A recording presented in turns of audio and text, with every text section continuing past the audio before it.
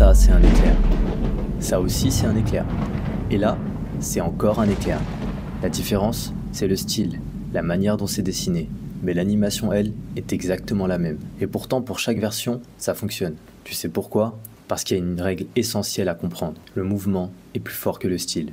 Quand tu maîtrises le mouvement, tu peux lui appliquer n'importe quel look et ça marchera. Un éclair restera un éclair, une flamme restera une flamme. Tu peux appliquer tous les styles que tu veux. Je suis Diamo et on va voir ensemble 3 styles différents pour animer de la foudre. Le premier est directement inspiré de véritables éclairs.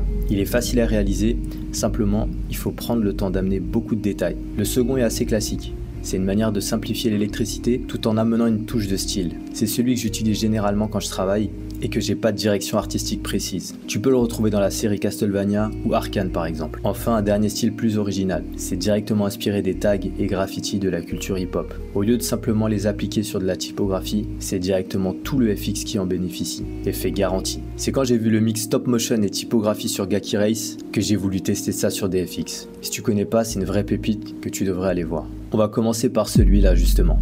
Le but c'est de faire uniquement des angles droits et de rajouter des détails avec les petits points caractéristiques.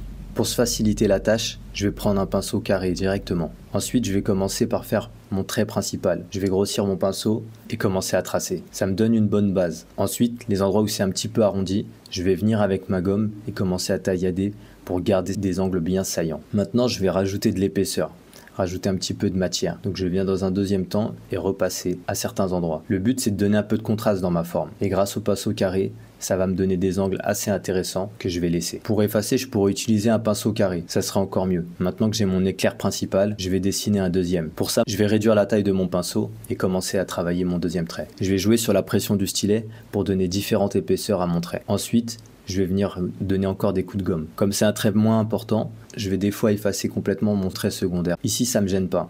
Je vais l'assumer et ça va même donner un petit côté texturé à mon design. Pour finir, je vais rajouter mon petit motif avec les 3 points pour rendre vraiment mon design unique et caractéristique. Je le fais un peu partout et enfin, je peux rajouter à nouveau un deuxième trait. J'ai plus qu'à appliquer ce style sur toutes mes frames. Les frames qui sont plus grosses, je vais simplement appliquer ça avec un pinceau beaucoup plus gros.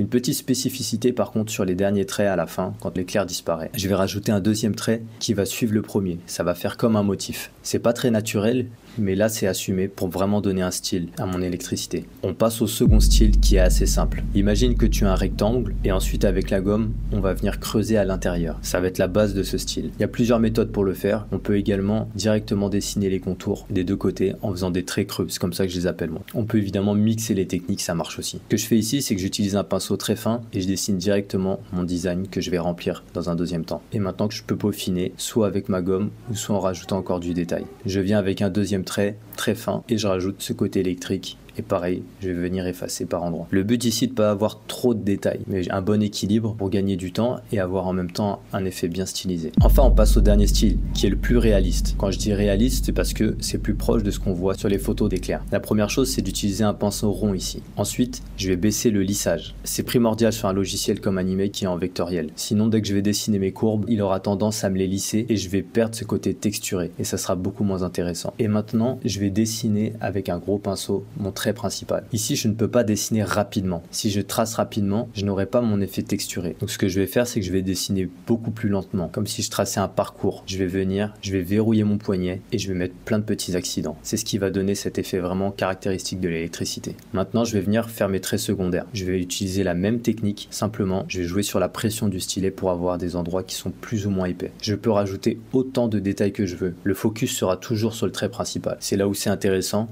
Vu qu'on a un style réaliste, on peut en mettre vraiment de partout. Ça marche plutôt bien avec ce style. En mixant les détails, on va avoir une composition vraiment intéressante. Voilà pour ces 3 styles. Est-ce qu'il y en a un que tu préfères? Est-ce qu'il y a d'autres styles que tu aimerais voir? Dis-le moi en commentaire. C'était Diamo et moi je te dis à la prochaine.